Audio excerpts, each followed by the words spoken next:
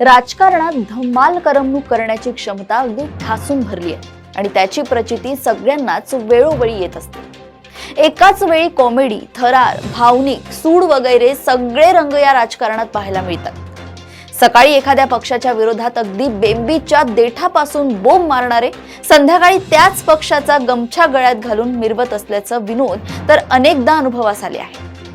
आता अलीकडील काळात राजकारणाच्या मंचावर नवाच प्रयोग सुरू झालाय आणि तो म्हणजे दोस्तीत कुस्ती। राज्याच्या सरकारमध्ये सध्या 3 पक्ष एकत्र आहेत, त्यांना महायुती वगैरे म्हणतात, परंतु त्यांची दोस्ती राज्य सरकारपुरती मर्यादित आहे। किमान त्यांचे सध्याचे म्हणणे हेच आहे। हा तर्क मान्य केला तर इतर म्हणजे स्थानिक स्वराज्य संस्थांच्या निवडणुकीमध्ये त्यांनी स्वतंत्र लढायला हवे होते, परंतु तसेही नाही। काही शहरांमध्ये ते एकत्र येऊन विरोधकांशी लढत आहेत, तर काही शहरांमध्ये ते विरोधकांसोबत आपसातही लढत आहेत।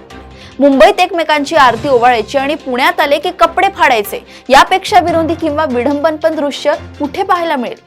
विशेष म्हणजे हे विनोद केवळ निवडणुकीपुरते मर्यादित नाही, निवडणुकीनंतरही हे विनोदी प्रयोग सुरू असतात। अंबरनाथमध्ये जे काही पाहायला मिळतंय ते विनोदाची झालर असलेल्या थरारपटापेक्षा कमी नक्कीच नाहीये।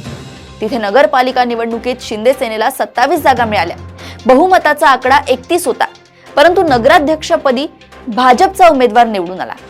त्यामुळे अपेक्षा ही होती की शिंदे सेना आणि भाजप एकत्र येतील, परंतु तिथे वेगळाच थरार पाहायला मिळाला। 14 जागा असलेल्या भाजपने काँग्रेसच्या 12 आणि राष्ट्रवादीच्या 4 नगरसेवकांना एकत्र आणत आघाडी तयार केली आणि बहुमताचा आकडाही जुळवला।